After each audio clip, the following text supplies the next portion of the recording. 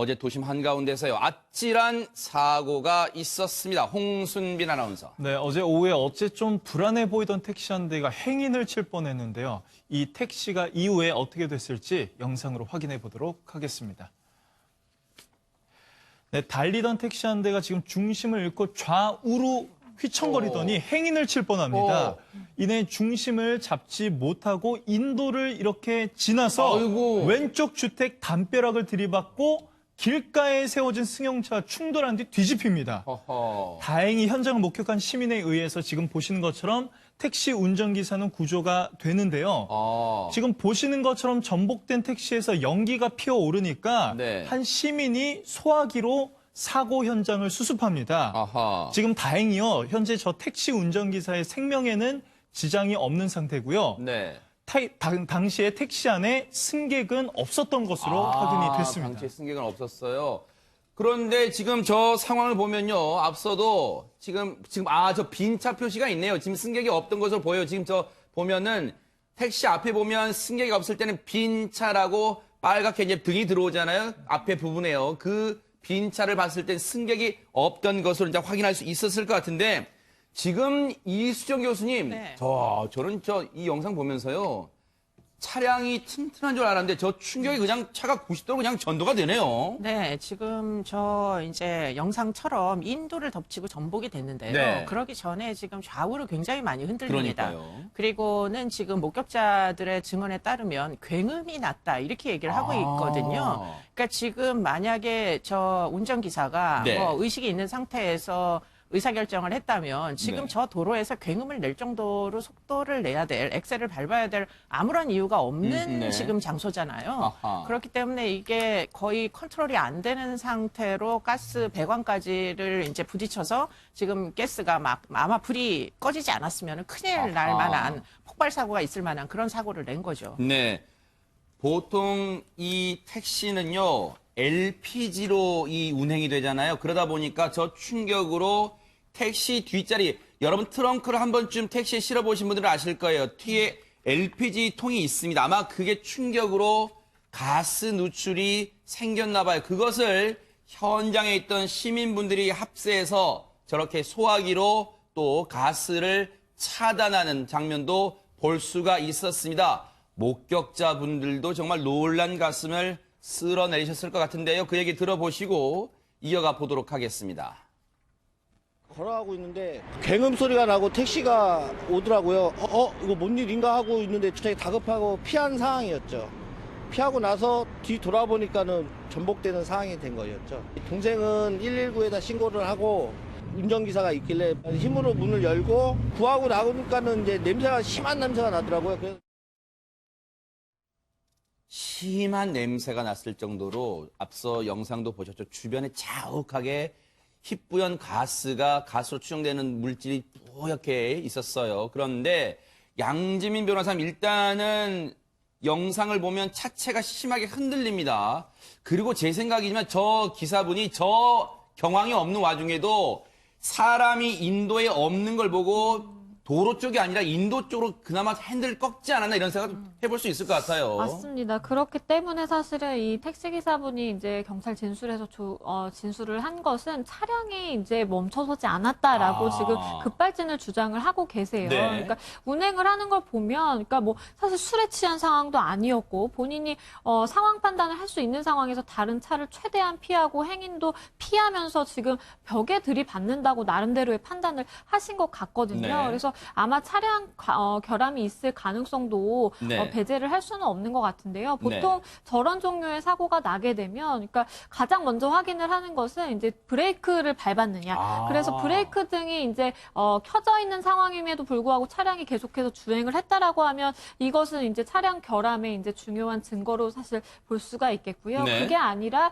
만약에 이제 주변 블랙박스라든지 이제 차량 뒤쪽에 이제 CCTV를 확인을 했는데 브레이크 등이 들어오지 않았다. 있다라고 하면 브레이크 등마저 이제 결함이 있는 것인지 아니면 정말로 운전자가 그 순간에 밟았다고 생각을 했는데 이제 판단을 조금 잘못한 것인지 이 부분을 이제 재판에 가서도 다투게 될 것으로 보이는데요. 만약에 차량 결함이 있었다라고 한다면 이 택시 기사분은 본인이 이제 다 뭐 이렇게 일부 부상을 입었을 거 아니에요. 그러면 본인이 다친 부분, 뭐 차량 손실 부분, 그 다음에 이제 저렇게 이제 시설을 좀 손괴하고 주변 차량을 손괴한 부분에 대해서 그 제조사의 책임을 사실 물을 수가 있어서 굉장히 이제 책임 여부가 누구에게 있는지는 중요해 네. 보입니다.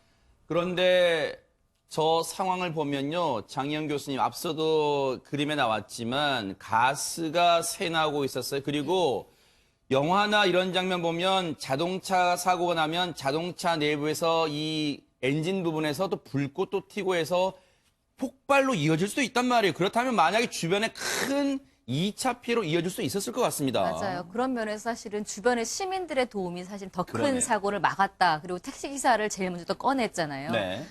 다행히 지금 뭐 생명의 지장이 없다고 알고 있으니까. 근데 저 상황이 굉장히 위험했던 게 차가 달려올 때부터 자세히 보시면 네. 뒤에 이미 하얀색 가스가 새어나오고 있어요. 아하. 그러니까 정말 영화에 나오는 것처럼. 그런데 그리고 앵커님 말씀하신 지적도 저도 말씀을 드리고 싶었는데 차가 그냥 급발진이 예를 들어서 가속에 붙으면 직진을 하고 있으면 그게 더 빨라지잖아요. 아하. 그러니까 기사가 아마 조금이라도 속력을 조금 제어하기 위해서 네. 핸들을 최대한 왔다 갔다 했던 것 같아요. 그러면서도 한번 오른쪽으로 가려고 하다가 행인이 있으니까 한 번 다시 꺾고 그러니까요. 또 그 앞에 차를 또 들이받을 수도 있는 상황이다 보니까 그 옆으로 이제 인도를 잘 봐서 아마 기사님 입장에서는 그 긴박한 순간에 나름대로는 최소한의 이제 피해를 하기 위해서 노력을 한 것 같고 네. 그 이후에 시민들이 기사분을 일단 차에서 꺼내고 그 다음에 그걸로 끝난 것이 아니라 혹시나 가스가 나오고 있으면 당연히 불로 큰 불이 그러니까요. 펑 하고 이제 완전히 폭탄이 되는 거죠. 그렇죠. 그걸 막기 위해서 또 인근에 달려가서 수화기를 가져서 뿌리고 나중에 차를 또 이렇게 원상복귀를 하지 않습니까? 네. 여러 가지들이 물론 나중에 뭐 119가 왔지만 그 이전에 그 시민들의 힘이 좀 빛을 발했던 사고가 아닌가 하는 생각이 듭니다. 그러니까요. 저거는 이제 앞서 그 사고가 난 이후 저렇게 이제 다 와서 주변을 정리하는 순간까지 이 견인차까지 와서 이 택시를 견인해가는 모습까지 이제 보여드렸는데요. 정말로 저 순간 저희가 서울 용산구입니다. 그러니까 서울 도심이잖아요.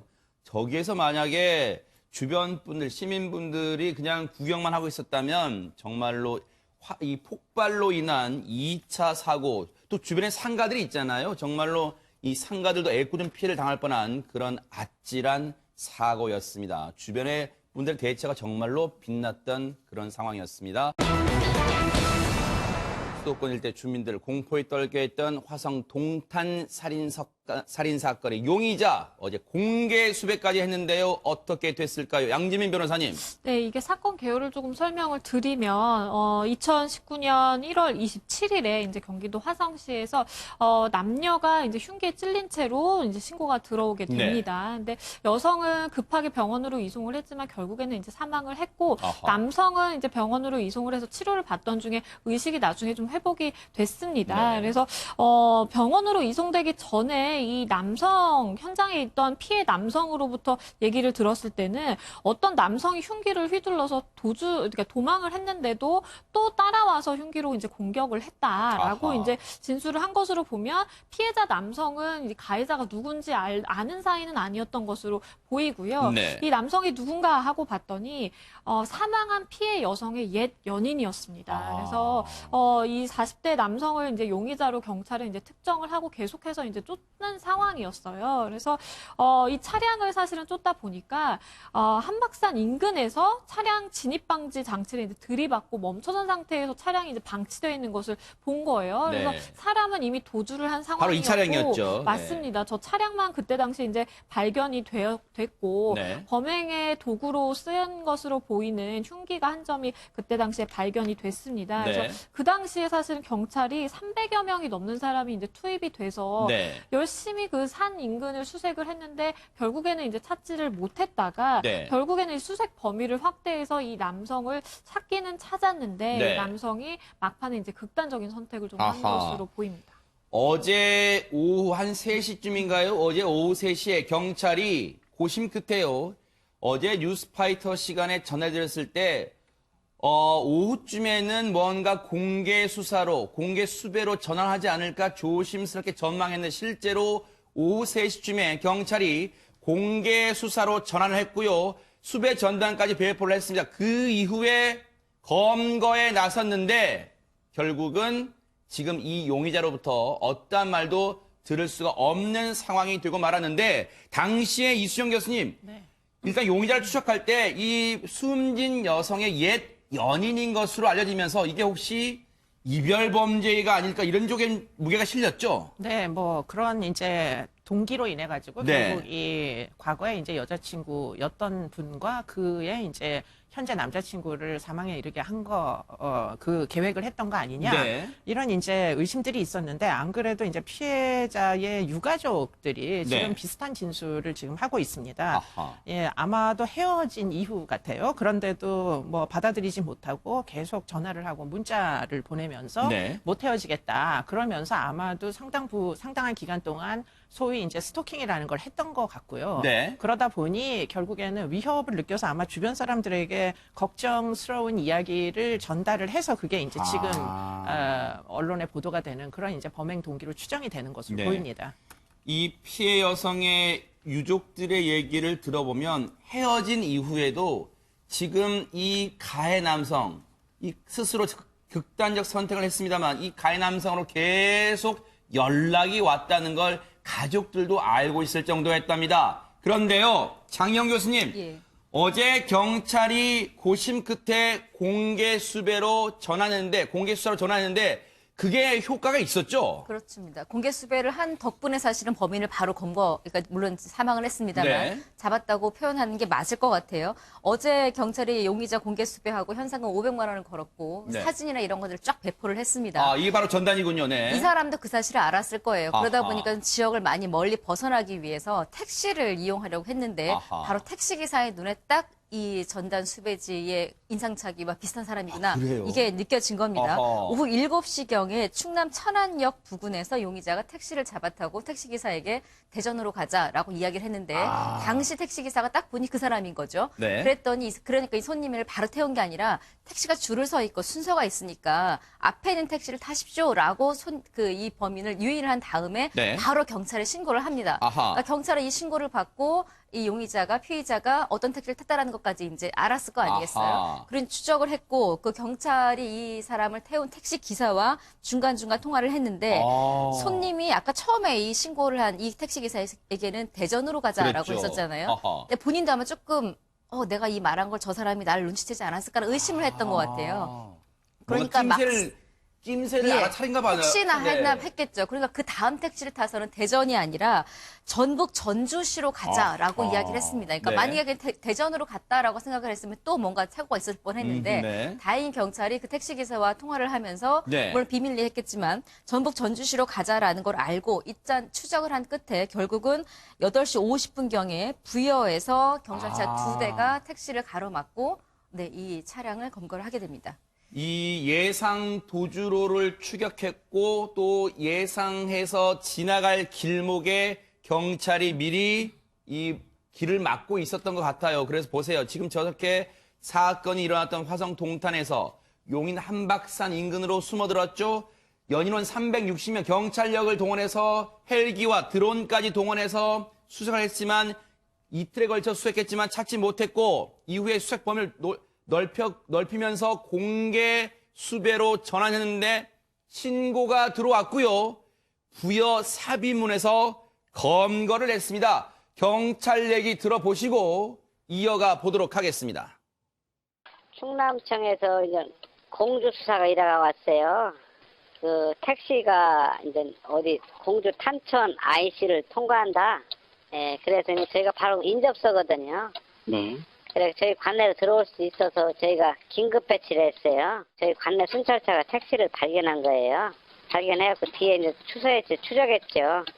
추적해갖고 저희 관내 벗어나서 부여 석성면이라는 그 동네가 있어요. 네, 거기서 순찰차 3대가 맞고 검거를 한 겁니다. 검거를 해가지고 택시 안에서 자해를 해가지고 저희가 바로 저희 관내 병원으로 후송해갖고 응급실에서 심폐소생술 하다가 사망을 했어요. 이수정 교수님, 그렇다면 이 용의자도 뭔가 경찰의 포위망이 점점 좁혀온다는 것을 미리 어떻게 보면 느끼고 있었다고 좀 볼 수 있겠네요. 네, 뭐 이 사건은 굉장히 치밀한 계획 사건이다, 계획 범죄다 이렇게 볼 아하. 수밖에 없는 여지들이 있어가지고 저는 지금 이제 경찰이 검거했다라고 표현하는 게 이게 지금 제대로 표현이 적절한 것인지 좀 의문이 들고요. 네. 검문 과정 중에 결국은 자해 사망한 네. 사건인데, 네. 그러니까 이제 이 사건을 볼 때 너무 좀 안타까운 부분이 있어요. 결국은 지금은 이제 잘 해결된 것처럼 지금 다들 보도를 하고 계시지만 아하. 사실은 장기간 동안 이별을 했음에도 불구하고 여자를 스토킹했음에도 불구하고 여자의 신변의 안전을 보호를 못 해주다가 네. 결국에는 그 예견된 이제 그 뭐 위협을 하고 문자를 보내고 이랬던 사람이 본인이 스스로 이제 흉기를 들고 나타나서 계획적으로 여성과 그 이제 남성을 모두 살해 시도를 하다가 네. 현장에서 이제 빠져나와가지고 결국 자기 차로 도주를 하다가 이미 이제 추정된 도주 경로를 통해가지고 산을 이제 넘어가지고 네. 대중교통을 이용해가지고 결국은 외곽으로 벗어났잖아요, 지방으로. 아하, 네. 그게 이미 사전에 미리 예견됐을 가능성이 있음에도 불구하고 결국은 그 한박산 일대만 360명을 동원해서 결국 이틀 동안 수색을 하다가 네. 놓쳤다가 결국 다시금 이제 얼굴이 공개되면서 이틀 동안 공개를 안 했죠. 그래서 결국에는 시민의 제보에 의해 가지고 네. 지금 결국 이 사람이 부여까지 이동하는 과정을 추적을 하게 된 겁니다. 네. 그렇기 때문에 어떻게 보면 지금 공소권이 없으니까 이제 더 이상 수사도 할 수가 없고 아하. 범행 동기조차 정확히 알 수가 없게 덮일 수밖에 없는 사건이에요. 네. 지금 여성의 억울한 죽음이 있음에도 불구하고 수사는 제대로 이루어지지 않고 네. 이 피의자는 결국 현장에서 뭐 자해 사망을 해버리고 그러니까 결국 증발하는 사건인데요. 아하. 이 과정 중에 네. 경찰이 했던 일이 정말 국민의 뭐 신변 안전을 위해서 다 잘된 지금 진행 과정인지가 좀 의문입니다. 왜냐하면 흉기가 차량 안에 있었기 때문에 네. 본인이 흉기를 가지고 있을 것, 범인이 흉기를 가지고 있을 것을 예상했음에도 불구하고 아하. 그냥 단순히 검문을 그냥 일반적인 방식으로 했단 말이에요. 네. 당연히 자해 시도를 했을 겁니다. 그렇기 때문에 이런 것들을 왜 예견을 못하고 네. 왜 그냥 사망으로 끝나게 내버려 뒀는지 일단 아하. 잘 모르겠어요. 이수정 교수님의 지적이 일리 있다고 저는 생각이 듭니다. 왜냐하면 이걸 물론 경찰분들이 나름대로 애는 쓰고 검거하기 위해서 총력전을 벌인 것으로 판단은 됩니다만 여러분 생각해 보세요. 지금 겨울입니다. 용인 한박산 인근으로 도주를 했다고 쳤을 때 경찰이 이틀 동안 360명, 경력을 360명 동원해서 헬기와 드론 띄워서 그 일대만 샅샅이 뒤졌잖아요. 산에서요. 정말로 방한 장비가 없이 산에서 야산에서 이 하루나 이틀을 꼬박 밤을 새서 지낼 수 있을까요? 애초부터 그 가정 자체가 무리였을 수 있습니다. 그렇다면 이미 한박산 일대를 벗어났을 가능성도 먼저 제기하고 일대로 수색 범위를 넓혔어야 되지 않나? 실제로 이 범인은 한박산을 벗어나서 충남 부여 사비문에서 검거가 된 거예요. 도주하다가요. 이런 점이 아마 안타깝다는 말씀을 지금 해주시는 것 같아요. 그러다 보니까 최명기 원장님, 앞서도 말씀드렸지만 이 이별 범죄로 지금 이별 범죄가 추정이 돼요. 왜냐하면 죽은 자는 말이 없기 때문에 이 용의자로부터 범행 동기를 지금 캘 수가 없어요. 그러다 보니까 너무너무 아쉬운 점도 남습니다, 지금. 보통 이렇게 이별 범죄를 저지르는 이런 그 가해자들을 보다가 보면은 그거밖에 생각을 하지 못해요. 보통 이별을 하고 나서 우리는 시간이 지나면은 다른 일을 하게 되고 그렇게 되는데 이 사람들은 절대로 그러지 못하고 머리에서 그거밖에 떠오르지 않고요. 그러면서 그거를 어떻게든지 원상복구를 시켜야 된다는 생각으로 집착을 하는데 집착을 하는 과정 중에서 본인의 요구가 안 받아들여지면 그때부터는 분노와 이제 복수심이 생겨요. 아하. 그러면서 이 여성이 이러는 거에 대해서 나의 이런 행동 때문이라는 생각은 전혀 못 하고요. 틀림없이 다른 남자가 있을 거야라고 추적하게 돼요. 네. 그리고 본인의 생각이 맞았다는 거를 갖다 확인하는 순간 그동안 나를 속였잖니? 라고 하면서 범죄를 일으키는 경우가 있고요. 아하. 또 다른 유형은 뭔가 하면은 사실은 어떤 경우를 상당히 많은 경우를 보다가 보면 이런 범죄가 일어나면은 진짜 뭐 오랜 기간 사귀었고 진짜 오랜 기간 사랑했나 보다 생각하잖아요. 그게 아니라 오히려 상당수가 그냥 두세 번밖에 안 만난 경우가 있어요. 여성분의 입장에서는 전혀 의미 있는 관계도 아니었던 거예요. 본인만 그렇게 착각하는 거죠. 두 번째 유형은 이제 애정망상이 있는 거예요. 그러니까 본인이 거기서 못 벗어나는 거예요. 아하. 저 여자는 틀림없이 나를 좋아하는 건데 옆에 남자가 방해하고 있을 거야. 저 여성은 틀림없이 나를 좋아하는 건데 가족이 방해하고 있을 거야. 그러니까 내가 한 번만 보고 직접 만나서 얘기하면은 사랑이 이루어질 거야라고 하면서 집착하다가 범죄로 이루어지는 경우도 의외로 많아요. 그런데요, 정말로 경찰은 아마 그런 생각하실 거예요. 이건 검거를 하면 본전이고 검거 못하면 정말 비판받잖아요. 그런데 이번에는 이수정 교수님 지적처럼 이게 검거라고 표현하는 게 적절할지도 모르겠습니다만 당시에 이 용의자가 곽 씨가요. 이 용의자가 흉기를 소지하고 있었던 것을 경찰은 알고 있었을 거예요. 그리고 이 택시 기사님은요. 자신의 신변이 불안하고 위협을 받을 상황인 걸 알면서도 경찰과 통화를 통해서 어디로 가고 있다고 통화를 했어요. 얼마나 불안 정말 사시나무 떨듯이 떨었을까요?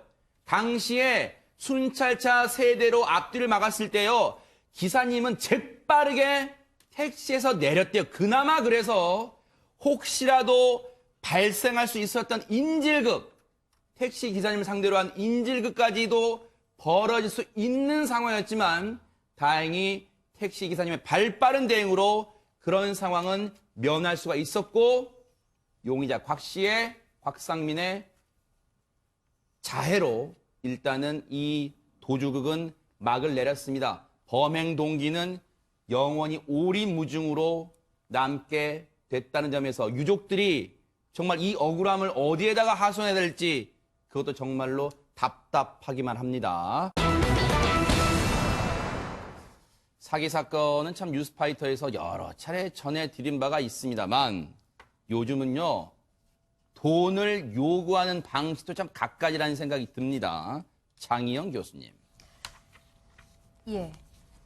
이번 사건은 네.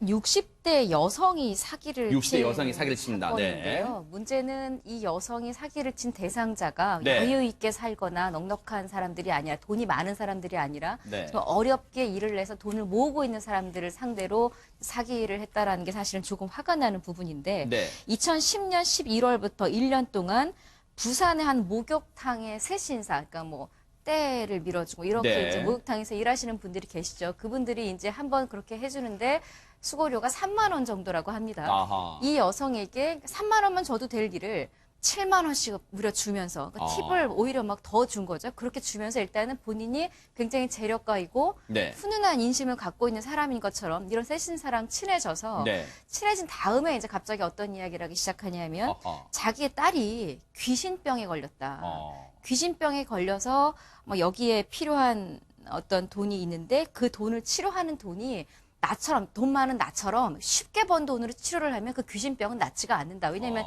일반 병이 아니기 때문에. 네. 그럼 어떤 돈으로 이 치료를 해야 낫느냐? 정말 피땀 흘려서 어렵게 본 돈으로 치료를 해야 이 귀신이 떨어져 나간다. 그러니까 내가 번 돈보다는 당신처럼 이렇게 어렵게 한 푼 두 푼 모은 이 돈이 필요하니 내가 재력가를 갚을 능력은 분명히 있으니까 아하. 그 돈을 좀 나에게 빌려주면 내가 그 돈으로 치료비를 쓰고 네. 내 돈으로 나중에 갚아주겠다. 이런 식으로 이 세신사에게 수차례에 걸쳐서 총 28차례라고 하고요. 3억 4천여만 원을 받아 챙기는 허허. 사기 행각을 벌이게 됩니다. 아니 이수정 교수님 이런 해괴망측한 얘기, 이런 해괴망측한 논리에 실제로 돈을 빌려줬다는 얘기예요 지금? 네, 지금 28차례 3억 4천만 원까지 빌려줬는데요. 왜 28차례까지 빌려주게 됐는지가 이게 더 이제 흥미로운 얘기인데 아하. 지금 뭐 물론 뭐 3만 원짜리 세신 서비스에 7만 원짜리 팁을 줬다. 물론 뭐 돈 때문일 수도 있겠지만 네. 그러나 그게 문제가 아니라 이 사람은 어떻게 얘기했느냐. 귀신병이 자기 딸이 걸렸는데 아까 네. 말씀하신 대로 피땀을 흘려 모은 돈으로 치료를 해야 이게 그 약효가 있다. 이렇게 얘기를 했다는 거예요. 네. 그러니까 세신사 입장에서 듣다 보면 내가 정말 이 어려운 환경에서 피땀을 흘려서 노력해서 돈을 벌고 있으니까 이 돈이어야지 그 집 딸이 이제 좀 뭔가 효력이 있나 보다. 이렇게 아마도 생각을 했던 것 같아요. 네. 그런데 문제는 이 뭐 횟수가 자꾸 많아지고 지금 뭐 액수가 늘어나니까 세신사가 지금 네. 이 아주머니한테 의심을 하면서 돈을 좀 돌려달라고 했겠죠. 아하. 그랬더니 또 이 사람이 사기범이 뭐라고 얘기했느냐. 돈을 돌려주면 내 딸의 귀신병이 재발을 하니까 아. 그러니까 돈을 돌려줄 수가 없고 마지막으로 다시 한 번만 빌려달라. 이렇게 얘기를 하면서 네. 차일피일 시간을 미루다가 결국에는 이제 돈을 안 빌려주는 사람이 잘못이다. 이런 식으로 아하. 생각하게 그렇게 이제 만들면서 이제 사기 피해를 계속했던 거죠. 이 시청자분들이 그런 생각도 하실 거예요. 최명기 원장님. 아니, 그런 말을 어떻게 믿어요? 그걸 속을 걸 속아요? 라고 안타까움의 마음에서 이렇게 걱정하신 분들도 이 한숨을 내시는 분들 많으실 텐데, 실제로 이런 거에 속아 넘어갈 수 있을까요? 진짜로. 네, 그럴 수 있다고 생각이 돼요. 첫 번째는 이제 첫 번째 속아 넘어간 거는 이 귀신병의 얘기에 속아 넘어간 게 아니라요. 이 결국은 범죄 피의자가 부자라고 생각한 데서 일단 속아 넘어간 거예요. 이 사람이 굉장히 잘 사는구나 해서 일단 속아 넘어간 거죠. 그러나 부자가 가난한 사람한테 돈을 빌려달라 그래요. 그러려면은 부자가 가난한 사람한테 빌릴 수밖에 없는 이유가 있어야 되잖아요. 아하. 보통 그 이유를 보다가 보면 예를 들어서 뭐 돈이 있는데 나가지 않아서 뭐 법정 비용이 필요하니까 이거를 해주게 되면 내가 나오면 줄게 뭐 이렇게 얘기하기도 하고. 네. 근데 이 경우에는 내가 부자이긴 하지만 부자인 내 돈은 소용이 없고 당신의 돈이 필요합니다라고 하면서 이유를 갖다 만든 거예요. 네. 그러면서 또 그 이유가 또 뭔가 하게 되면 자식의 이름을 들었잖아요. 네. 그러면 설마 자식을 고치기 위해서 내가 빌려준 돈을 갖다 떼어 먹겠어? 라고 하면서 또 신뢰하게 되는 거지요. 네. 그러면서 또 동정심을 갖다 이용하는 거예요. 이 돈을 갖다 가져가게 되면은 우리 딸이 다시 병에 걸려라고 하면서 연기를 하니까 네. 거기에 넘어갈 수밖에 없었던 상황이 있었던 네. 거죠. 지금 언론 보도상으로는 한 3억 4천만 원을 피해봤다고 하는데 저희가 알아봤더니요. 경찰 통해 알아봤더니 그보다 더 많은 액수, 거의 4억에 육박하는 돈을 피해를 보셨대요. 이 세신사분이요. 이 여성분이요. 그런데 이 60대 사기를 친 여성은요. 자기가 경찰에 신고됐다는 걸 알자마자 불이 나게 주행랑을 쳤다고 합니다. 경찰 얘기 들어보시고 이어가 보도록 하겠습니다. 12년도경에 다른 피해자를 통해서 경찰에 사건이 접수됐다는 것을 이 피해자가 알았나 봐요. 그거를 전해 듣고 직후에 바로 도망을 가가지고 자기 말로는 정처 없이 도망을 갔다가 대구에 정착을 했다. 그때부터 이제 자기 이름도 사용을 안 하고 자기 명의로 된 휴대전화라든지 병원 진료라든지 이런 걸 전혀 안 해가지고 소재가 확인이 안 됐던 거죠, 그동안.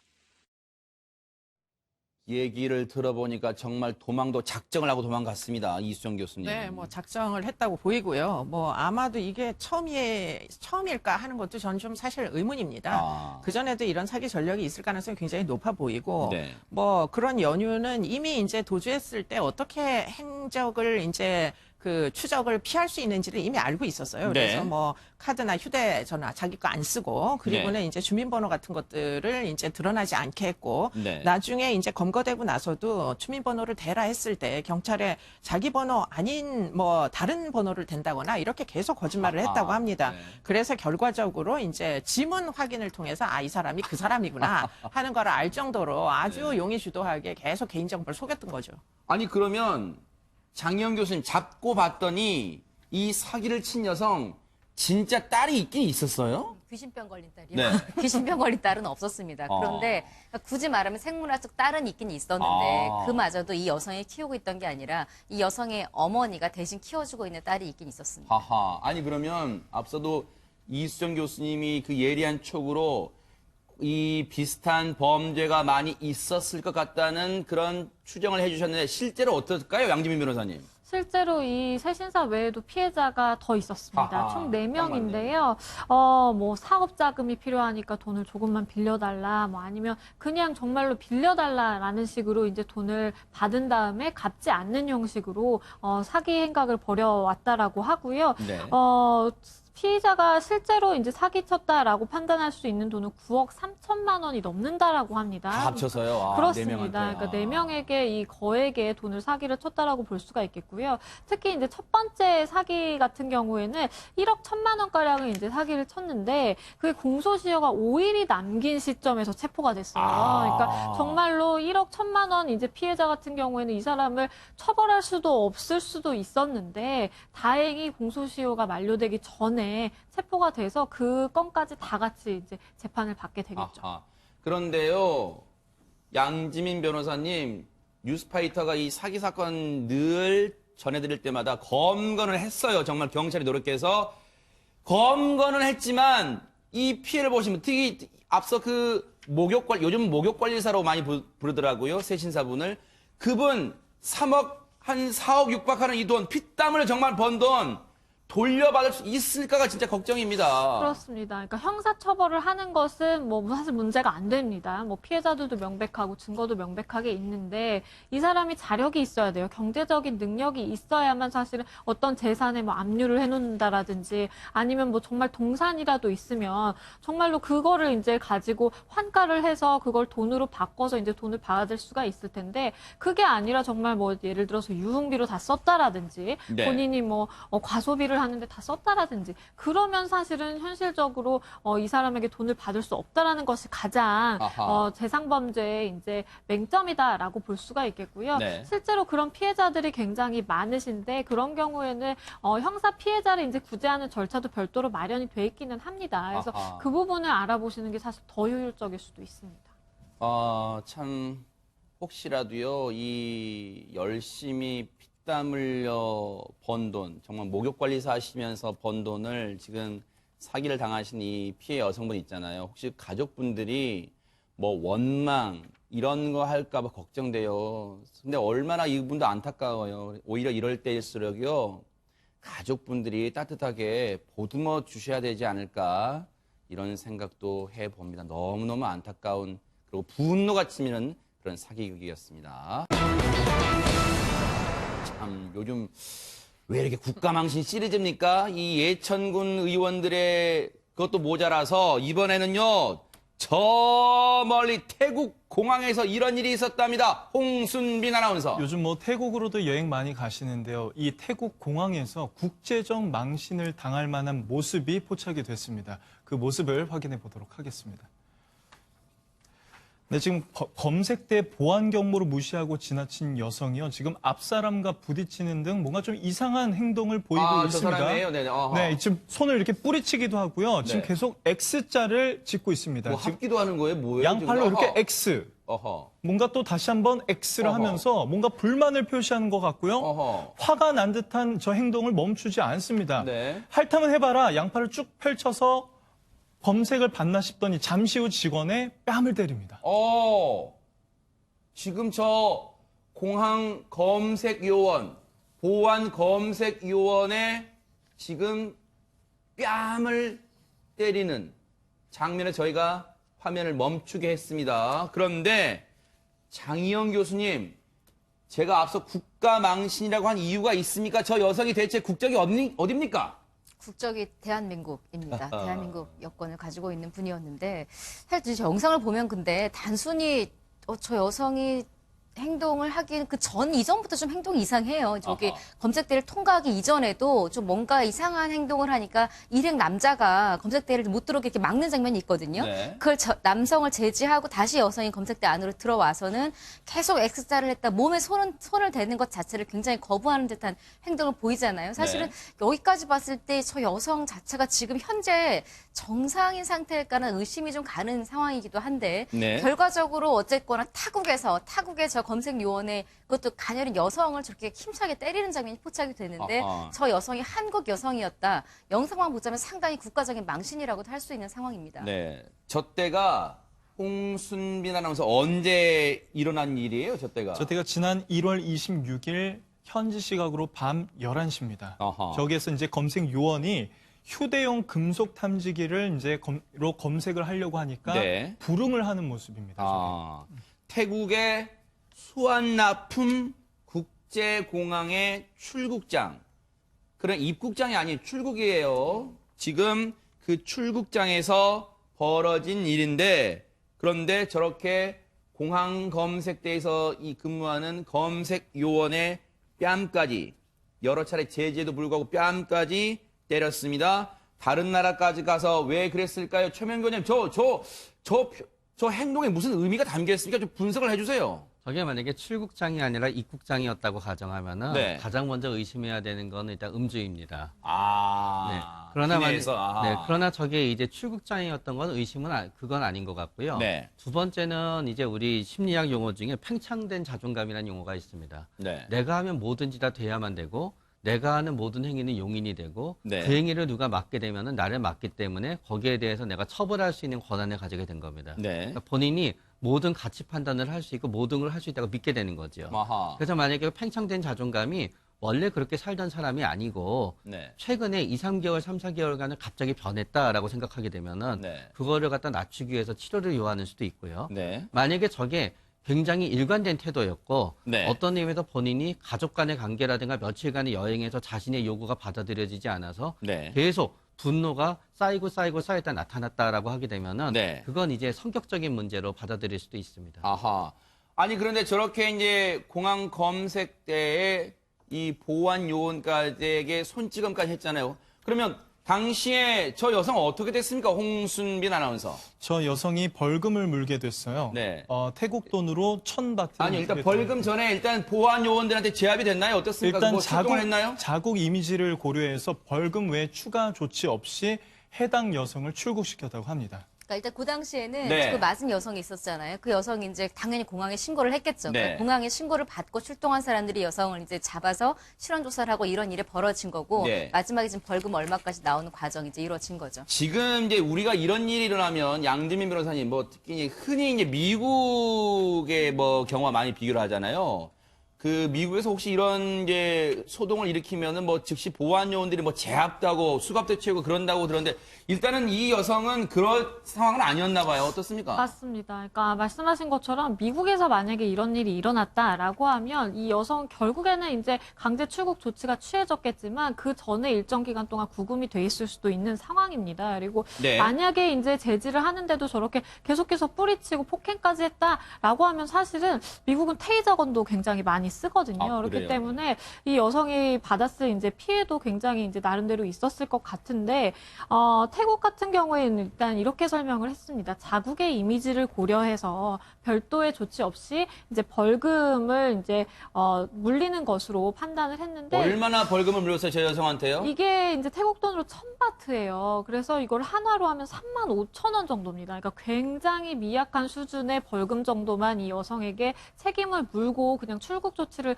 했다라고 했는데요. 우리가 여기서 사실은 이제 좀 대입시켜 볼 수 있는 그 사건이 하나가 있죠. 예천군의회 아까도 언급을 하신 것처럼 만약에 저 폭행의 피해자라고 할 수 있는 여성이 현지에서 민사소송을 제기한다라든지 아니면 우리나라에 와서 뭐 민사소송을 제기한다라든지 그러면 그 여성은 사실은 민사적인 책임까지 또 져야 하는 상황입니다. 네. 그래서 그런 부분까지 정말 고려가 될지는 모르겠지만 어쨌든 이 여성이 실제로 저지른 행동, 우리나라의 국가적인 망신과 더불어서 저 피해 여성이 이제 폭행을 당한 것까지 고려를 했을 때 받은 그 처벌 수위는 굉장히 미약하다라고 판단이 됩니다. 이게 저희가 경계해야 될 게 이수정 교수님 아무리 저 여성이 한국 사람이라지만 팔이 안으로 굽어서는 안 돼요. 저런 행동에 대해서는요. 네. 뭐 지금 너무 어이없는 일을 벌려가지고 지금 사실은 공무집행 방해입니다. 이거. 아하. 그리고는 이게 비행기이다 보니까 뭐 여러 가지 대테러 방지를 위한 그럴 수도 있어요. 안전 뭐 조치 이런 것들이 많은 이제 지역인데요. 네. 그런데 지금 태국의 경우에 이제 한국 사람들인 걸 고려를 해서 그러니까 네. 아마 국가 간의 여러 가지 이제 연관성을 고려를 해서 가장 최저 수준의 이제 벌금만 지금 처분을 내린 것 같은데 네. 지금 이런 행위는 정말 국가적 이미지에 그야말로 추락이죠. 벌금이 문제가 아니라 밖에 나가가지고서는 지금 뭐 미국에서나 지금 이렇게 태국에서 저와 같은 이제 개인의 나만 뭐 행동이 아니고요. 사실은 대한민국의 이미지를 모두 실추시키는 아주 심각한 뭐 행위라고 그렇게 생각이 됩니다. 근데 이게 장 교수님 이게 국가 망신이라고 그렇게 말만 하고 말 게 아니라 실제로 저 영상이 삽시간에 퍼지면서 태국 국민들도 봤을 거 아니에요. 맞아요. 저게 하필이면 유튜브에 저 영상이 우리가 보고 있는 저 영상이 유튜브에 올라갔습니다. 그래요? 유튜브라는 건 사실은 전 세계인들이 다 같이 보는 거잖아요. 그러네요. 아니나 다를까 저런 아까처럼 그 공무적인 일을 하는 데서 저런 폭행이가 이루어졌다는 것 자체가 일단 상식적으로 너무 이게 말이 안 되는 상황이죠. 게다가 저 맞은 사람의 인격이나 이런 것들을 봤을 때도 그렇죠. 그렇다 보니까 그 유튜브를 통해서 해외 누리꾼들이 이제 함께 댓글을 한 내용인데요. 네. 누가 봐도 야만적이다. 음흠. 구금을 했어야 됐다. 그리고 벌금을 이제 알게 된 이후에 네티즌들은 벌금이 너무 적다. 저런 사람은 앞으로 해외는 다시 나가지 못하게 해야 아하. 된다. 국가적 망신이다. 네. 이런 이야기까지 함께 댓글이 달리고 급기야 있습니다. 이 내용이요. 청와대 국민청원 게시판에까지 올라왔대요. 홍수민 아나운서. 국내에서도 비난 여론이 높아지고 있습니다. 반대로 외국인이 우리나라에서 그랬다면 얼마나 분하겠냐며 국제적 망신이다, 처벌해달라는 내용이 이렇게 올라온 건데요. 수백 명이 동의를 했고요.